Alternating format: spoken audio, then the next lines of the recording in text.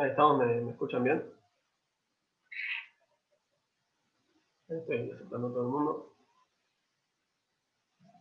Perdón la demora. Igual creo que vino bien porque fue medio, no sé para ustedes, pero para mí fue intensa esta parte de la clase. Las y los aliento a revisar después todos estos contenidos, que la verdad que es muy difícil que entren todos de una, así, sencillísimo, no se preocupen, no es que ya tendrían que haber entendido todo, de hecho, hay que practicar un poco para entender todas estas cuestiones. ¿Sí? Bueno. Profe, una consulta. ¿Solo tomarías la continua? ¿Cómo la continua? No, perdón, la normal, digo, de las variables continuas, de las distribuciones continuas. No, o sea, a ver, yo tomo todo lo que doy. Perfecto. O sea, por algo lo doy. Y aparte, sería cero pedagógico de mi parte decirles, no estudien algo. Y tipo, anécdota mía. Una vez le pregunté a una profesora por qué nos estaba dando un contenido que era, o sea, había distintas metodologías. Y yo le pregunté, ¿pero para qué voy a estudiar una que solamente me sirve para unos casos, mientras que tengo otra que me sirve para todos? Bueno, la respuesta es que una era más eficiente, pero en vez de responderme eso, me dijo que era una vergüenza que yo no quisiera estudiar. Y me gritó enfrente de todo el mundo. Y bueno, irónicamente después me dijo que sea yo antes, así que no es Beatriz, pero fue muy divertido todo, así que no pregunten esas cosas en ningún curso. Enseñanza mía. Pero, o sea, creo que lo de Mica va más que nada porque en la práctica creo que solo hay de normales. O sea, prácticamente sería solo normales. O sea, a ver, yo todo lo que di lo voy a usar. Eso. Estudien, digo, igual no sé, ustedes me dicen, yo acá tengo otra continua, ¿no? Tengo otra continua. ¿Cómo hago para...? ¿Qué ejercicio podría pasar con otra continua? Bueno, o sea, tranquilamente podría ser que les pidan, no sé, que yo un uniforme, cuántos días formulan entre esto y esto. O no sé, o jugar algo con la esperanza y varianza de alguna variable, ni idea. O sea, yo todo lo que les di lo voy a usar. Es así.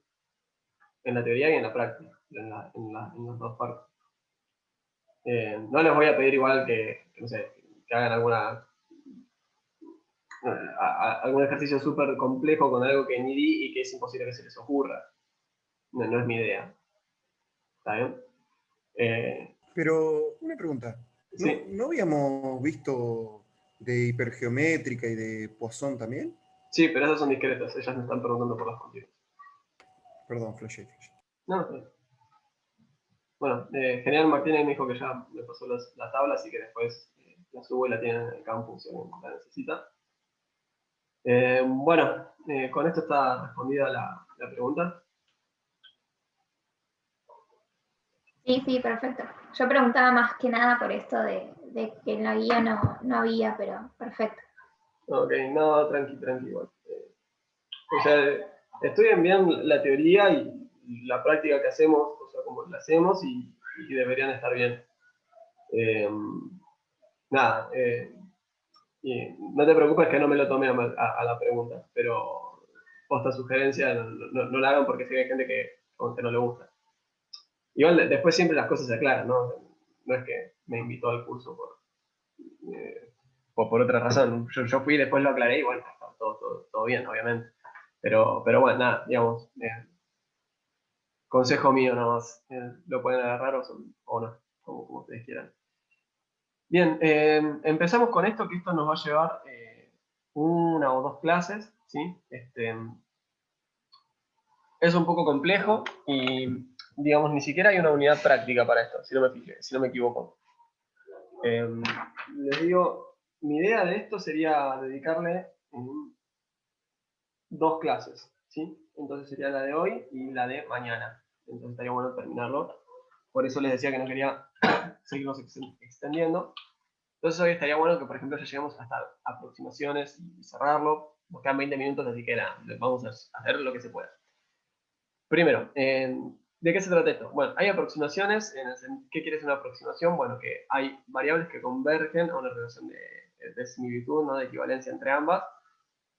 conforme a ciertas condiciones, ¿no? Que el parámetro tal se encuentra en determinados valores, que el tamaño de muestra crezca indefinidamente, etc. Después vamos a ver un par de teoremas esenciales, y estos teoremas, realmente el teorema central del límite sobre todo, es como, bueno, se llama teorema central del límite porque es central en estadística, ¿no? Así que eso ya les debe dar una pauta. Bueno, primero con la introducción, ¿sí? Empezamos con la introducción, así rápido. Nosotros, de lo que fue la parte teórica de las distribuciones, que nos vimos un montonazo, ¿no? Y acá las tenemos todas anotadas, ¿no? La Bernoulli, la binomial, la geométrica, la epigeométrica, la Poisson, la binomial negativa, la uniforme, la gama. Y la gama vimos que según cómo configurábamos alfa y beta, podíamos hacer una gama genérica, ¿no? Pero tenía dos casos particulares, que una era la exponencial, ¿sí? Si no se me memoria, eso era cuando alfa era igual a 1.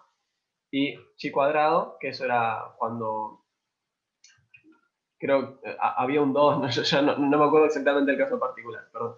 Después vimos la normal y vimos que ahí también teníamos dos casos, ¿no? Es una normal con cualquier media o varianza, pero que aparte vimos que teníamos un caso particular, que era cuando mu era igual a 0 y sigma igual a 1. Por último vimos la log normal, ¿no? Que la definíamos con esta notación, y bueno, para eso definimos una variable aleatoria que estuviera normal, y la log normal era e a la esa variable aleatoria. En particular, de todas estas, con las que más vamos a hacer énfasis, probablemente son estas que dejo en negrita. Ojo al piojo igual, porque con esto, o sea, ¿por qué un poco también las resalto estas? Porque las van a estar usando en cursos más adelante, eso no me cabe la menor duda. Pero aparte porque, o sea, de acá vamos a usar la chi cuadrado, de acá vamos a usar, bueno, la normal estándar ya se dan cuenta que la hemos usado bastante, o sea, de las continuas, ¿no? La chi cuadrado y la normal estándar van a ser claves para nosotros. Y aparte, esto lo vamos a ver más adelante, de acá podemos extraer dos distribuciones adicionales que son la F de Snedeker y la T de Stewart. Entonces, como que aparte de esto, o sea, ya, digamos, se extraen todavía más, más contenido. Entonces, habiendo visto todo esto, lo que vamos a ver es que hay aproximaciones entre estas distribuciones, ¿no? Eso siempre y cuando cumplamos ciertas características, ¿no? Lo que mencioné hace un rato, de determinado rango en los parámetros, del tamaño de... O sea, yo creo que dije tamaño de muestra, ¿no? Sería en realidad, para nuestro caso, la cantidad de ensayos, por ejemplo, ¿no?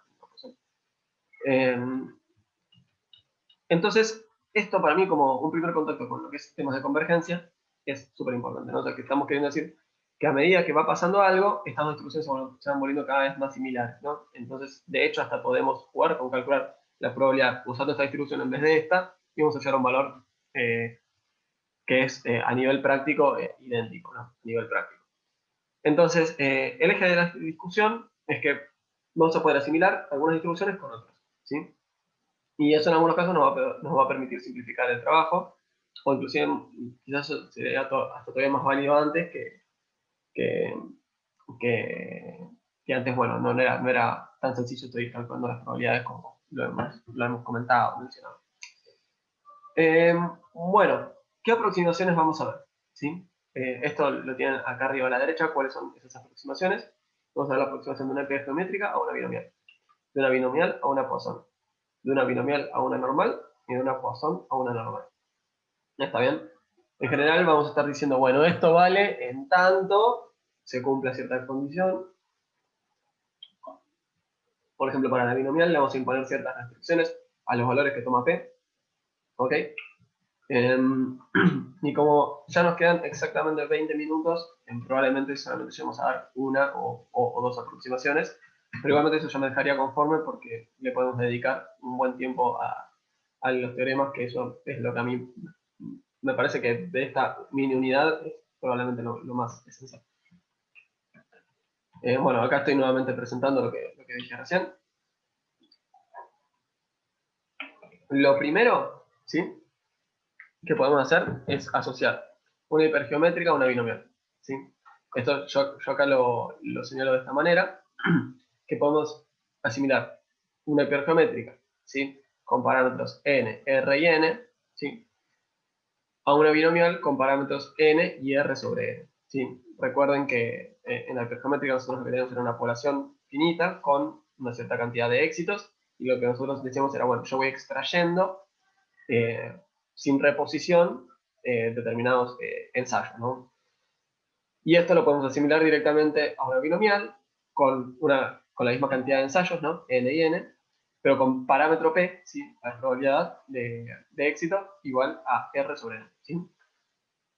La función de la probabilidad, de una distribución hipergeométrica converge, ¿sí? Esto es, se va aproximando a la distribución binomial, ¿qué sucede? Cuando el tamaño de la población tiende a infinito, ¿sí? Y los ensayos también deberían ser elevados.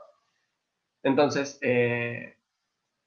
con que n tiende a infinito y aparte la cantidad de ensayos que yo hago sobre el total sea igual a 0,1, ya vamos a estar satisfaciendo esto, ¿no? O sea, como regla práctica igual, n tendiendo a infinito, ¿qué sería? Bueno, regla práctica, n tendiendo a infinito, ya con n mayor a 50 nos quedamos tranquilísimos de que estamos cumpliendo esa condición.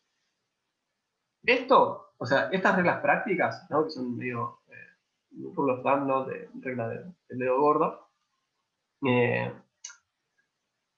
pulgar, ¿qué es lo que nos está queriendo decir? Bueno, o sea, para este curso vamos a usar este límite. En otros cursos, tranquilamente pueden decir, bueno, con estar arriba de 30 me quedo tranquilo, con estar arriba de 70 me quedo tranquilo. Y eso va a depender del contexto, de qué margen de error estoy dispuesto a aceptar, ¿no?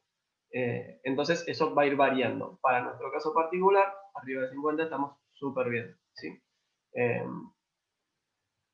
Bien, entonces las probabilidades puntuales, ¿sí? O sea, la probabilidad de que mi variable aleatoria sea igual a una cierta cantidad de éxitos, ¿sí? ¿Qué vamos a decir? Bueno, que la función de probabilidad, esto que escribo acá es la función de probabilidad de la hipergeométrica, ¿está bien? Y vamos a decir que esa probabilidad es similar, ¿sí? Por eso estoy usando este símbolo de aproximación, es similar a la función de probabilidad de una binomial, donde yo estoy diciendo, bueno, tengo la misma cantidad de ensayos, estoy buscando esta cantidad de éxitos, ¿sí? Y donde esa binomial tiene como parámetro P esto, voy a usar la pizarra de Zoom para hacerlo un poquito más claro. Vamos a marcar. Esto de acá vendría a ser lo que en la binomial para mí antes era P, y naturalmente 1 menos P va a seguir siendo Q, ¿no? Esto lo podemos hacer, no sé si lo hice acá en Excel para mostrar que es similar. Sí, acá tengo unos ejemplos buenísimos. Entonces, lo que podemos hacer es, si yo estoy con mi hipergeométrica trabajando en este contexto, del mismo modo como busco esa probabilidad, podría buscar esta otra. Y me darían valores similares, ¿no? Cuanto más, o sea, cuanto mejor, por decirlo de alguna manera, vayamos satisfaciendo estas condiciones, más similares van a ser estas dos probabilidades. No sé si yo hago que n sean no solo 50, sino que sea 60, 70, 80, 100, 300. En tanto yo vaya cumpliendo esas condiciones y lo vaya cumpliendo de la mejor manera posible, buenísimo, ¿no? Que me voy a ir aproximando todavía más a la verdadera probabilidad. Si estos dos miembros van a ser cada vez más parecidos en tanto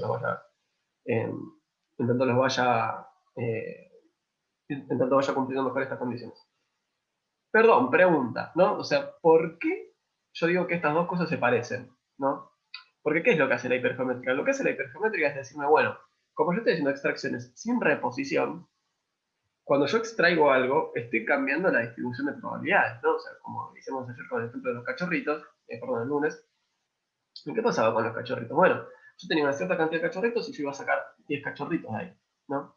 Entonces yo adoptaba uno y ya me cambiaba fuerte la distribución, porque, no sé, creo que había 16 hembras, ¿no? Entonces yo sacaba 10 cachorritos, de repente, imagínense que sacaba todas las hembras, la probabilidad de sacar otra hembra más era muy distinta a la del inicio.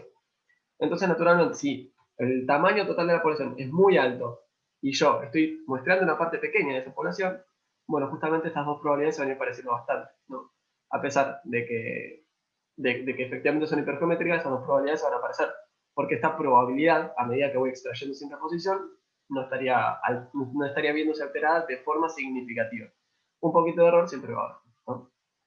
Entonces, supongamos que tenemos una variable aleatoria, ¿sí? Que es bajo estudio, y que tiene una distribución hipergeométrica, y esto simplemente para demostrar la similitud entre los resultados. Distribuye hipergeométrica, ¿no? Con parámetros 10, 70 y 150, ¿no? Entonces, empezamos viendo si cumplimos las condiciones, ¿no? Entonces, fíjense, acá, esto en realidad me comí cerrar el paréntesis, si quieren, ¿no? Vamos a hacer así. El tamaño total de la población, ¿cuánto es, no? Bueno, n grande, 150. Perfecto, entonces, ¿esto es lo suficientemente grande o no como para hacer esta aproximación? Bueno, nosotros dijimos, como regla práctica, queremos que sea mayor a 50, listo, ya está. 150 lo supera, me quedo tranquilo, aplico. Segunda regla, segunda condición que pedimos. Bueno, todo bien, queremos que el tamaño total de la población sea grande, pero si yo extraigo de todas formas a casi toda la población, igual voy a estar alterando esa distribución de probabilidades, ¿no? Porque voy a estar sacándote, imagínense que no sé, que tengo 1000 cachorros y yo voy a adoptar 900 cachorros, un tipazo. Entonces, si yo voy y adopto 900, bueno, de todas formas, si estoy sacando tanta gente de esta población, bueno, la distribución de probabilidades se va a seguir alterada. Entonces, quiero no estar muestreando una proporción demasiado elevada. Entonces, ahí me voy a fijar cuál es la cantidad de ensayos en relación al tamaño total de la población.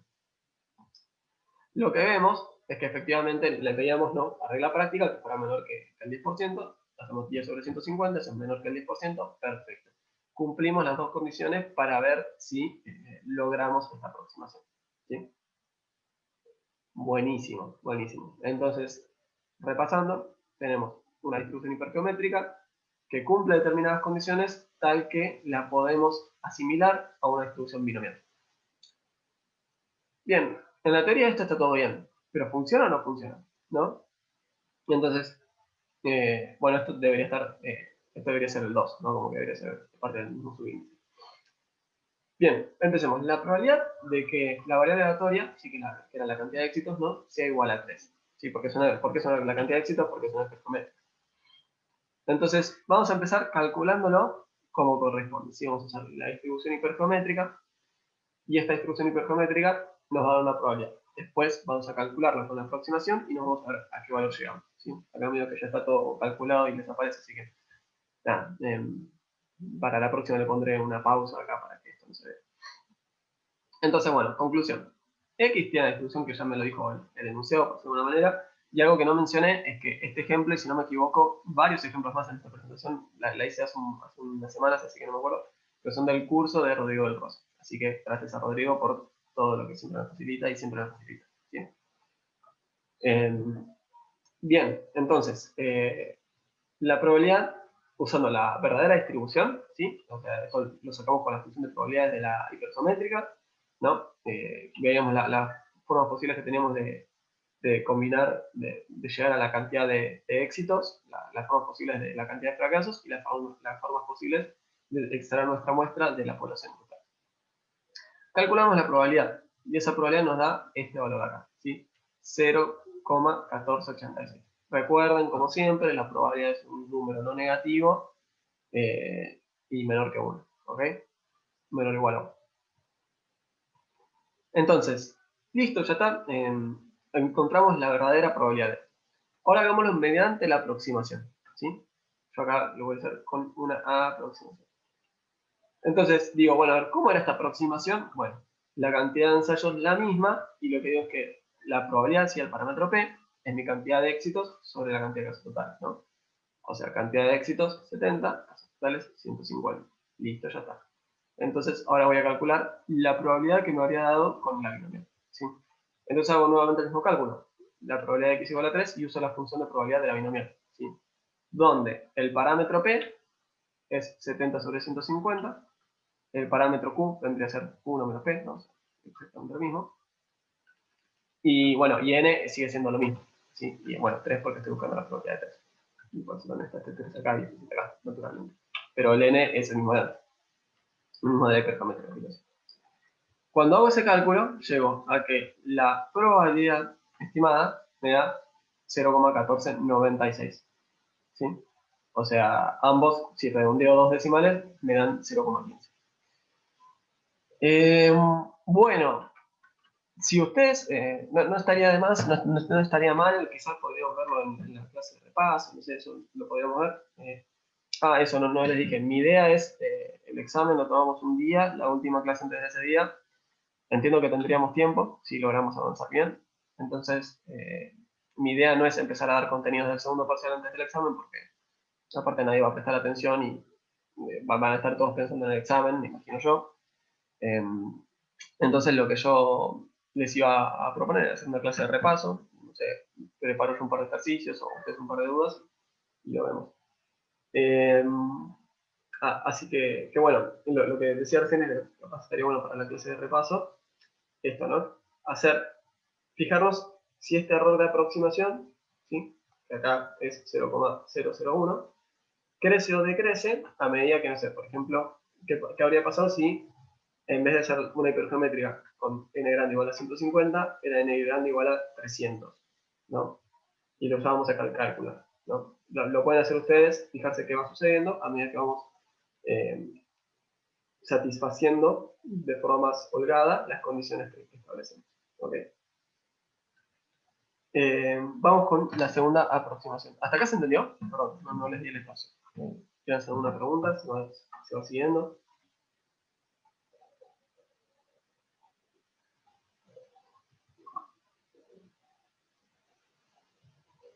Muy bien.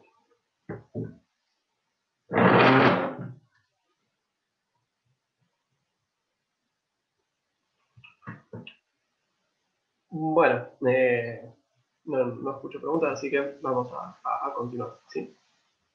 Aparte, somos 40, así que alguno, si tiene dudas, puede ser. O si no, me lo han escrito. Bueno. Vamos con la segunda aproximación, ¿sí? La segunda aproximación, así como recién hicimos la aproximación de una hipergeométrica a una binomial, vamos a ver de una binomial a una Poisson, ¿sí? Y también vamos a ver cómo que la binomial también se aproxima a una normal y que la Poisson también, ¿sí? Y esto después lo vamos a poder vincular con otras cositas. Bien, segunda aproximación que vamos a ver es una binomial o una Poisson, ¿sí? Tenemos una variable x que distribuye binomial con parámetros n y p, y lo que hacemos es decir que esto se aproxima a una Poisson con parámetros lambda igual a n por p, ¿no? Si yo tenía 10 ensayos con probabilidad de éxito 0,5, bueno, entonces esto se aproximaría a una Poisson con cantidad de ensayos 10 por 0,5, o sea, con lambda igual a 5, ¿está bien? Esto igual tendríamos que verlo satisfaciendo ciertas condiciones, ¿no? ¿Qué condiciones tenemos que satisfacer? Ok, bueno, entonces empecemos a ver acá qué es lo que tenemos que satisfacer. Hace 2 segundos nos propusimos restricciones en términos de el n grande, o sea, el tamaño total de la población, y de la proporción que yo estaba extrayendo de esa población. Bien, perfecto. Ahora lo que vamos a ver es que para que la distribución binomial efectivamente converja, ¿sí?, a una distribución de Poisson, necesitamos que el número de ensayos tienda a infinito y que el parámetro P, yo acá les digo P y Q, ahora vamos a ver por qué, se ubique cerca de los extremos, ¿no? Yo acá escribí los ensayos en elevado, me equivoqué, como que lo puse redundante, no lo puse 2 veces.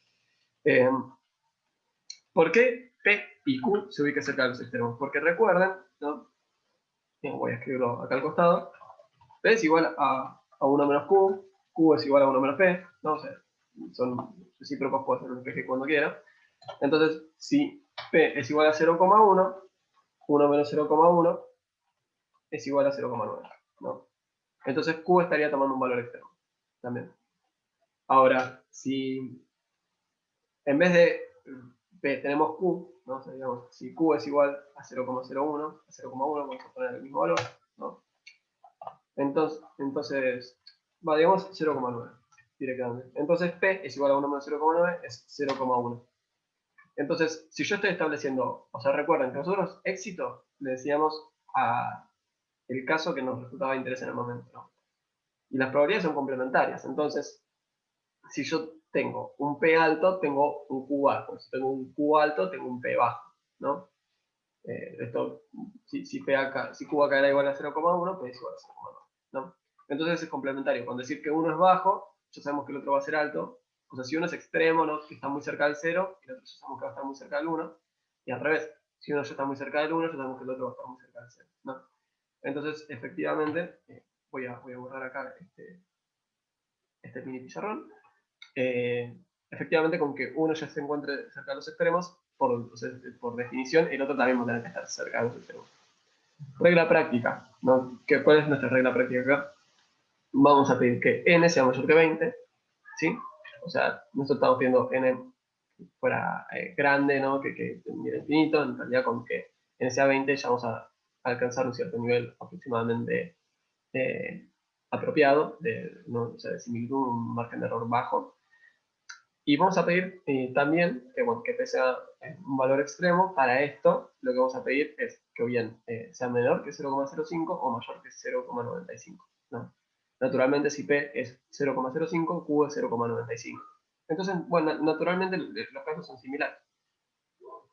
Nuevamente, hago la misma aclaración, que estas reglas prácticas de este arriba de tal número, este abajo de tal número, eso son dependiendo de cada curso, y que cuanto más o mejor lo satisfagamos, mejor. Digamos, si uno tiene P 0,05, 1, y en otro caso tiene P igual a 0,499, no es que el de 0,499, 0,0499 está perfecto y el de 0,051 es un desastre. No sé, son casos análogos, digamos. Van a ser muy similares en su error de pronóstico, pero usamos esto como regla práctica que nos delimita en qué condiciones lo podemos usar y en qué condiciones. Entonces decimos que las probabilidades puntuales, ¿no? Así lo calculemos con la función de probabilidad de la binomial o con la de la Poisson, van a ser similares, ¿ok? No sé qué hora es, ya debe estar acabándose el tiempo. Y bueno, digamos directamente dejamos el ejemplo para mañana. Yo tengo visión y 58, no me va a alcanzar el tiempo, así que nos queda para dar el ejemplo mañana. ¿Sí? Voy a acá dejar de compartir pantalla. Y me quedo 2 minutitos, si tiene alguien hacerme una pregunta. Ahí Martín me dijo que ya la mandó. Creo que ya lo dije, pero buenísimo. Profe, te hago una pregunta, Dale, Tomás. pero de las clases. ¿El lunes tenemos clases? Porque tengo otra materia el lunes y por feriado no da clases. No, yo no pensaba. O sea, Es no feriado. tenemos. No, no, Ah, ok, no. perfecto. Ah, listo. Cierra la Como... facultad. Ah, listo, perfecto. Ok. No, sí, es 12 de octubre. La verdad, una macana, porque si ustedes me ven que yo voy a los chapazos es porque nos tocaron 2 días no hábiles para dar clase, entonces bueno, como que es un traspié, pero yo no puedo dar clase feriado, así que bueno, Perfecto, gracias. de nada, de nada. Seba, te hago una pregunta. ¿Tenés Dale. idea lo de que supuestamente vamos a volver a las aulas o algo así que estuvieron hablando o no tenés ni idea sobre eso? ¿Presencial? Sí, estuve viendo ahí por televisión, capaz cualquier cosa, ¿viste? Pero en una de esas. No sé, por si no quedó claro, esto ya se convirtió en una conversación de pasillo. La verdad no tengo ni idea. O sea, yo había leído esto de que querían que volvieran los chicos del último año de primaria y de secundario, pero no me han dicho nada y de hecho hasta en su momento lo que se rumoreaba era lo contrario, como todo el cuatrimestre presencial, perdón, virtual y el cuatrimestre que viene hasta hay mucha gente que decía, sí, el que viene también va a ser virtual, o sea, no sé, igual es rumor todo, ¿no? No tengo Claro, ni sí, idea. sí, obvio. Yo te preguntaba vos porque, bueno, capaz vos sabías, ¿viste? Pero no. Ni idea. Cuando me entere les digo, igual, obviamente. No voy a ir a clase, no voy a ir al aula solo y me voy a quedar así cruzado de brazos a ver si cae alguien, ¿no? Igual es un bardo con todos los comunicados que hacen, ¿viste? Se confunden unos con otros. Igual Sí, creo que este cuatrimestre lo confirmaron entero virtual. Así que. yo tenía entendido que sí. Sí, bueno, hay mucho aprendizaje igual, ¿no? Como que la facultad tampoco sabe hasta cuándo dura la cuarentena, cómo va a avanzar la pandemia, entonces es difícil. Digo, es difícil también gestionar la situación. También. Acá alguien me preguntó si voy a subir la profesora. Sí, sí, después la subo. No sé, hoy calculo que le pego una leidita a ver si encuentro algún pife para corregirlo antes de subirlo. Y si no, lo subo. Bien. ¿Dudas? ¿Alguna duda adicional? Yo ya voy a dejar de grabar. Yo tengo una duda del examen, o sea, ¿vamos a hacerlo por Zoom? ¿Tenemos que mostrar el DNI y esas cosas? Sí. Va a ser por Zoom, tienen que mostrar el DNI y bueno, va a ser virtual, obviamente. ¿Ya está confirmado que es el 19? Sí, sí, es el día ¿Examen? que propusimos. Sí. Buenísimo. Nada, cuando pueda, o sea, mañana no nos va a alcanzar el tiempo, seguramente, o quizás sí, y no sé, digamos cómo lo aprovechamos, pero después les voy a subir un tutorial para que aprendan a descargar CR y ya en una de esas podemos hacer una clasecita antes del examen. Bien. Seba, eso te quería preguntar.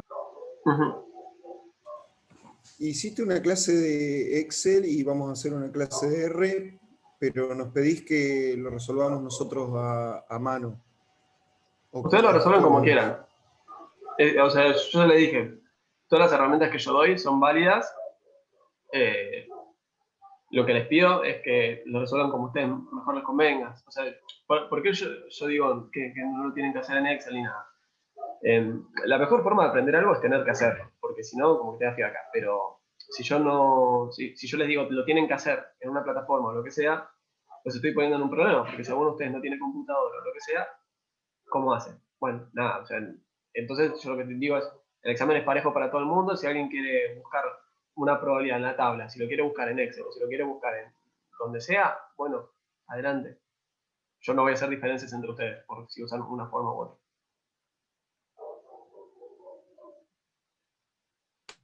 Está perfecto, muy claro. Bien, nada, vamos cerrando acá entonces.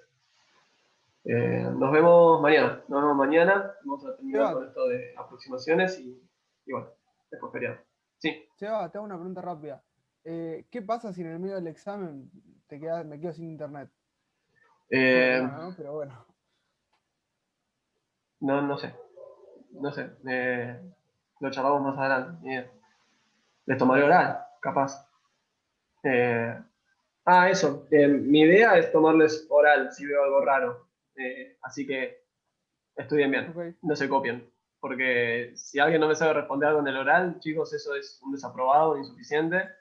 Y no es un 2, sino que es un 1 y no tienen probabilidad, no tienen posibilidad de recuperar. Y si, nada, tienen alguna queja, es un sumario, que es todavía peor. Entonces, nada, no tienten a la suerte.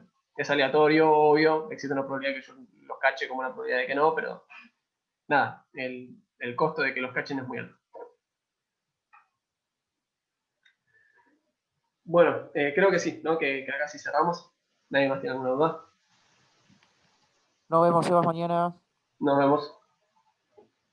Bueno, cierto. Que tengan un buen día.